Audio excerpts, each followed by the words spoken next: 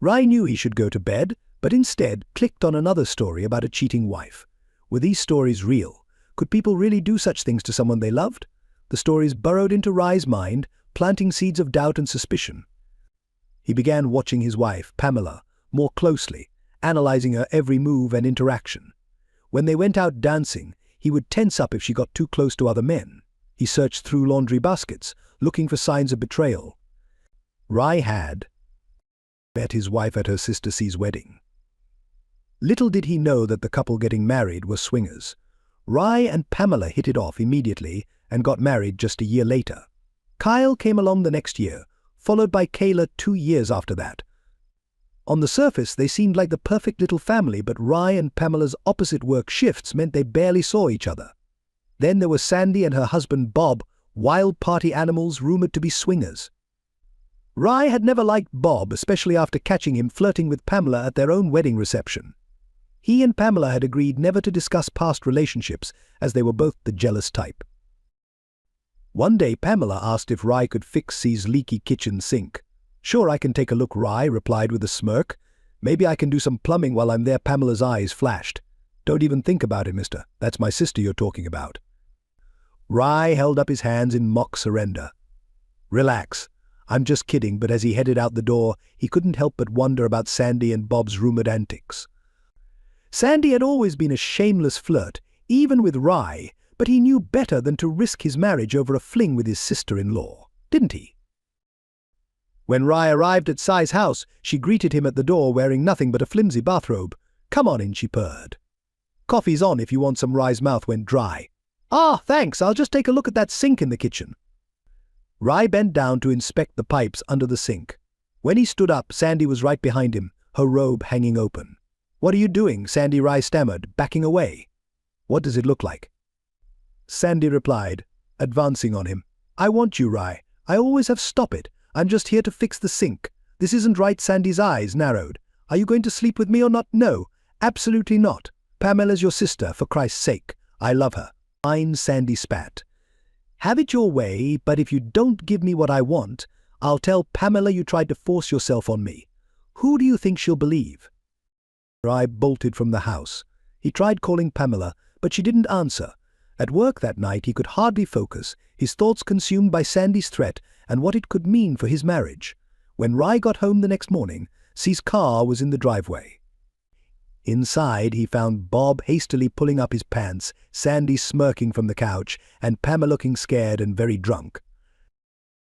"What the hell is going on here?" Rai roared. He lunged at Bob, fists flying.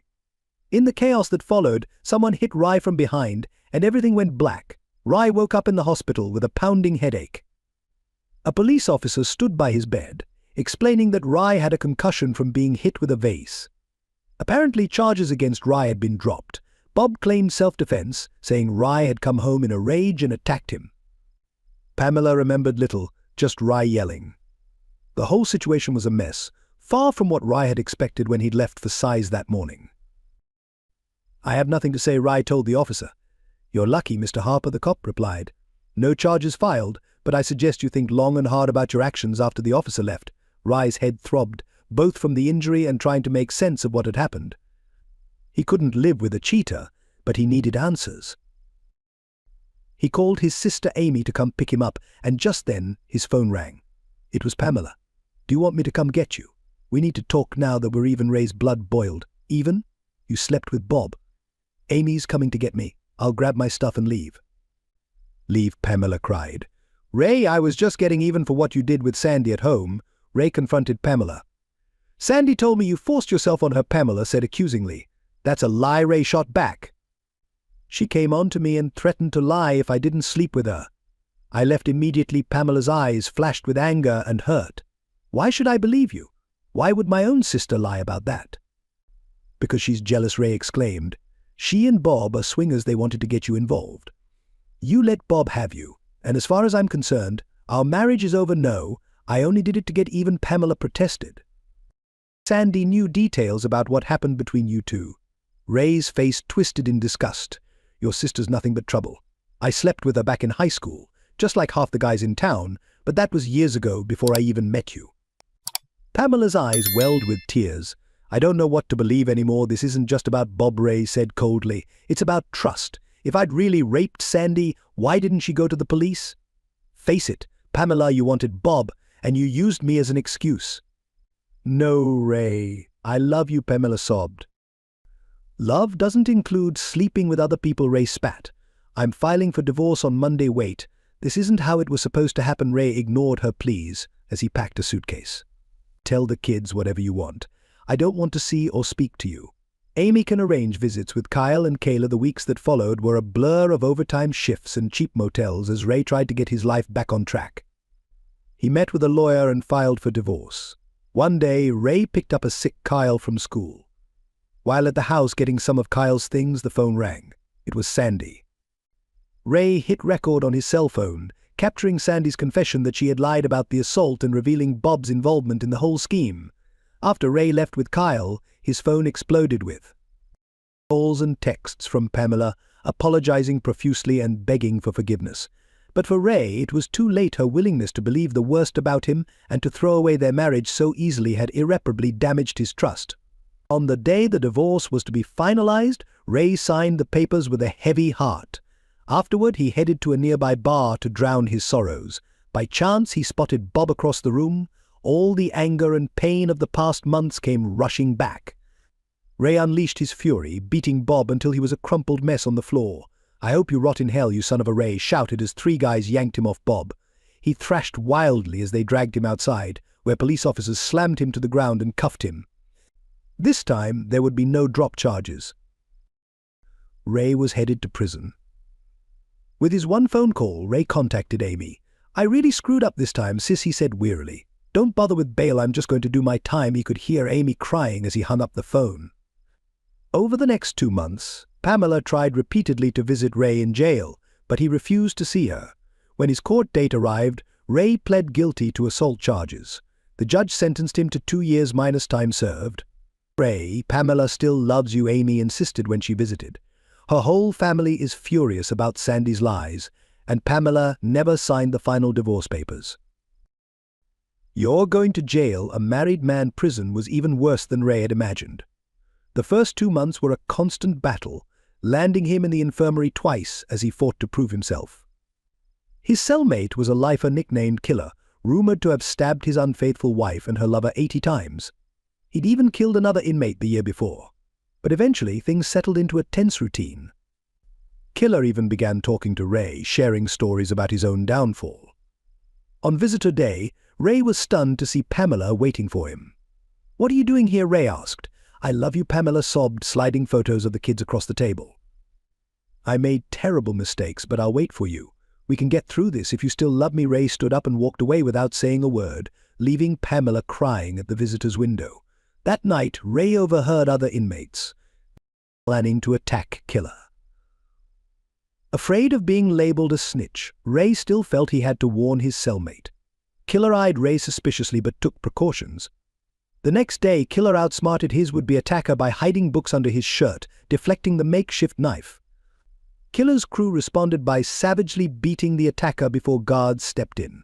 Through it all, Killer calmly finished his meal as if nothing had happened. After that incident, Killer and Ray developed an unlikely friendship. In the privacy of their cell, Killer revealed a softer side, asking about Pamela and the kids. He spoke wistfully of his own grown children who never visited, except for his youngest daughter, Anna. She knows her mother was the one who destroyed our family, Killer confided. She writes to me every week, but I won't let her visit. It's not safe here. Killer's face lit up with pride as he talked about Anna's budding law career. In return, Ray opened up about Sandy's betrayal and his conflicted feelings about Pamela. Do you still love her? Killer asked bluntly. Ray sighed. Yeah, I do, but I hate what she did to our family. Does she still love you? She says she does, but I don't know if I can ever forget. Give her a chance, Killer said, fixing Ray with a piercing stare. Why the hell not? Look around you. Kid, you've hit rock bottom. If a woman loved me enough to wait for me in a place like this, I'd be the happiest man alive. But what about the mistrust, the infidelity? Killer let out a harsh laugh. Hell, you killed for the same damn reason I did. Take it from me, don't hold on to grudges. "They'll kill you slowly from the inside out." Killer's words stuck with Ray, forcing him to examine his own heart. What would he do when he got out? No job, no future, no family. The prospect was terrifying. A month later, Pamela visited again. "The kids miss you so much," she said. "Is there any chance we could be a family again?" "I'll do whatever it takes." Ray hesitated. "I want to forgive you, Pamela, but every time I close my eyes, I see you with Bob." "I hated every second of it," Pamela insisted. "When I saw your face that night, I felt sick to my stomach." "I'd give anything to take it all back." Ray's resolve began to waver, but a few weeks later, Amy visited with troubling news. "I drove by the house yesterday," she reported. "I saw Sandy and Bob's cars in the driveway." Confusion and anger mixed in Ray's mind. Had Pamela been lying to him this whole time? Around this time, Killer offered to help with Ray's parole hearing, citing his past experience as a lawyer. Though skeptical, Ray respected the older man and decided to take him at his word. When Ray faced the parole board, they grilled him about his adjustment to prison life, his plans for housing, and his job prospects upon release. Ray answered as honestly as he could, mentioning his sister's offer of a place to stay and his former employer's willingness to rehire him. "What do you think your chances are of returning to prison?" one board member asked pointedly. "I never want to see the inside of these walls again." Ray promised as Ray returned to his cell. The killer asked how the hearing had gone. Ray shrugged, unsure of what lay ahead. "I told them what you suggested," Ray said. "Was that really you pulling strings to get me out early?" The killer chuckled. "You never know, kid. But if you do get sprung ahead of time, I'll be expecting that weekly pack of smokes on my commissary account." A few days later, Pamela came for another visit. "Someone from the parole board came by the house," she said nervously. "Are you getting out soon?" "What did they want?" Ray pressed. "What did you tell them?" "They were just checking how we're settling in, and if you'd be able to live there," Pamela explained. "I told them we're separated, but that I'd love to have you back home." Ray's eyes narrowed. "You told me you'd stop seeing Sandy. Is that true?" Pamela shifted uncomfortably. "She's still my sister, Ray. I don't see her much, but—" "And what about Bob?" Ray cut her off. "Seen him lately?" "Why are you asking me these questions?" "Because I can't trust a single word out of your mouth," Ray snapped. "You swore you were done with Sandy, but she and Bob were at the house. Did something happen with Bob again? Is that why you're so worried about me getting paroled?" "It's not like that, Ray. I can explain." "Save it," Ray snarled. "Tell your damn lover that when I get out, I'm going to finish what I started that night at the bar. And if you're messing around behind my back again, I'll deal with you too." Pamela fled from the visitor's room in tears. Ray's suspicions were confirmed. He was heading right back into the same mess that had landed him in prison in the first place. He didn't really want to kill anyone, but he'd be damned if he didn't scare them good and proper. That night, Ray called his sister, Amy, and asked her to visit as soon as possible. When she arrived the next day, he told her everything about his conversation with Pamela. Amy sighed. "Oh, Ray, I'm so sorry. I had no idea things were still so complicated with Pamela." Ray nodded grimly. "I need to know what's really going on. Can you keep an eye on the house, see who's coming and going?" "Of course," Amy assured him. "I'll do whatever I can to help." As Amy was leaving, she paused. "By the way, the parole board contacted me too. They wanted to know if you could stay with us if you get out early." Ray's eyebrows shot up. "What did you tell them?" "That you're always welcome, of course. Kenny's on board too." "Thanks, sis. I don't know what I'd do without you." "Oh, and they also called Mr. Parker about your old job," Amy added. "Really? What did he say?" Amy smiled. "He said you can have your old position back. He said you were one of his best workers for the first time in months." Ray felt a glimmer of hope. "I appreciate everything, Amy. I just pray I don't get rejected." "You won't," Amy said confidently. "With housing and a job lined up, they told me you'll likely be out next month." Tears welled in Ray's eyes as he hugged his sister goodbye. True to Amy's prediction, Ray got the call a week later. He was being released the following week. Strangely, he was told to meet with a lawyer rather than a parole officer. Apparently, some high-powered law firm had arranged his early release. As Ray packed his few belongings, he thanked the killer profusely, promising to send those weekly cigarettes. He wasn't sure if the old man had really pulled any strings, but it seemed worth the gesture either way. When Ray stepped outside the prison gates, Amy was waiting with tears in her eyes. They hugged tightly before heading to her house, where Kenny welcomed Ray warmly. "So what now?" Amy asked as they settled in the living room. Ray sighed. "I guess I need to call Pamela, arrange to see the kids. I promise I won't cause any trouble." When Ray called, Pamela agreed to let him visit but warned she'd call the cops at the first sign of trouble. Ray assured her he just wanted to see his children. The reunion with Kyle and Kayla was emotional, the kids running to Ray screaming, "Daddy, Daddy, Daddy, you're back." He hugged them tightly, marveling at how much they'd grown. On the porch afterward, things were tense between Ray and Pamela. "What do you want?" Ray, she asked warily. "We're not a family anymore. I'm trying to move on with my life." "These are my kids too," Pamela Ray said firmly. "I want to be part of their lives." "I was ready to forgive you, but you lied to me again." Running back to Bob and Sandy, Pamela's eyes flashed. "Ray, you were in prison. I was lonely." "Save it," Ray cut her off. "I know you've been sleeping together.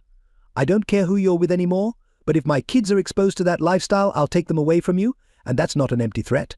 I would never do anything to hurt my children." "Right, you've already wrecked our family over Bob. I'm making sure my kids stay away from people like that. Tomorrow I'm seeing my lawyer about my rights as their father." Pamela's face crumpled. "Please, Ray, it's not what you think." But Ray was already walking away. He'd said his piece, now he had to focus on rebuilding his life and being there for his children. The next day, Ray went to the law offices that had handled his release. "I have an appointment with Mr. A.J. Brady," he told the receptionist. She smiled. "Miss Brady will be with you shortly." Ray frowned. Confused, the card had said A.J. A few minutes later, a stunning woman in a sharp blue suit approached. "Mr. Harper, I'm A.J. Brady," she said, extending her hand. "Please come into my office so we can discuss your situation." Ray followed her, captivated. Once they were seated, A.J. explained, "A mutual friend asked me to review your case. Your previous lawyer failed you badly. There were major extenuating circumstances that weren't considered." "Why me?" Ray asked. "Who hired you?" A.J.'s eyes sparkled with emotion. "My father, Dave. You might know him better as Killer." Ray's jaw dropped. "You're Anna, his favorite daughter." She smiled. "Angelina Juanita Brady, at your service. Now, let's discuss your case over lunch, shall we?" As they ate at a quiet restaurant, A.J. briefed Ray on his parole conditions. When Ray tried to learn more about her personally, she gently deflected. "Ray, it wouldn't be appropriate to discuss my personal life with a client." "You're the most beautiful woman I've ever seen," Ray blurted. "Those dimples when you smile." A.J. blushed. "Ray, I told you I don't date clients, but thank you. Now, let's get back to your case." "At least tell me about your legal background," Ray pressed. "As your client, don't I have a right to know?" She sighed, smiling. "All right, fine. Law degree on a full scholarship. I've specialized in criminal law for years." They finished lunch, and Ray found himself completely captivated by Anna. "Will I see you again?" he asked hopefully as they prepared to leave. "Next week, to go over some parole paperwork," she replied. "We could have lunch again if you'd like. My treat this time." "Sounds great," Ray grinned. "Remember, it's just business," she said firmly, though she couldn't quite hide her smile. Back at her office, Ray held her hand a moment too long as they said goodbye. He hoped she didn't think he was just some weird ex-con. As he left, he told her how much he was looking forward to next week. Anna's secretary gave Ray a knowing grin as he departed. Most lawyers weren't quite like Anna. For the next 2 Mondays, Ray met with Anna as scheduled. She tried to keep things strictly professional, but Ray sensed a growing connection between them. 1 week later, Anna informed Ray that their business was concluded. "So you're not my lawyer anymore?" "Of course I am. You can always call if you need me." "In that case, Anna, I'm firing you." "What? After everything I've done for you, pro bono no less?" "Yeah," Ray nodded. "You don't date clients, and I want to take you on a real date dinner, dancing the works. I know I'm just an ex-con and a factory worker, but I want to get to know you, and I think you want that too." "Ray, I am attracted to you, but what will people think?" "Who cares what anyone thinks? Give me one date, follow your heart for once." Anna sighed. "God, I know I shouldn't, but Okay, one date. And don't you dare expect to sleep with me. That Saturday, Ray borrowed his sister's car and picked Anna up at her apartment. She looked stunning in a little black dress over wine and a fancy dinner.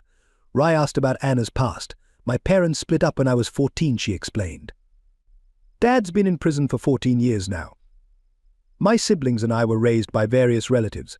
They still can't forgive Dad for what he did. I'm the one who told him about Mom's affair. Sometimes I wonder if I had just kept my mouth shut. Anna, you're not responsible for your father's actions, Ray said gently. You were just a kid trying to do the right thing. Anna nodded, blinking back tears. After Dad went to prison, I became determined to become a lawyer. I thought maybe I could help reduce his sentence. That's why I chose criminal law, turns out. There wasn't much wiggle room in his case. He was a pretty sharp lawyer himself back in the day. He always said he was proud of me for following in his footsteps, even if my hands were tied when it came to his case. Have you ever been married before, or is that off limits too? Anna smiled. Both. It was brief, and it's none of your business, Ray. Can we save the heavy stuff for another time? I'm enjoying our evening. Care to dance?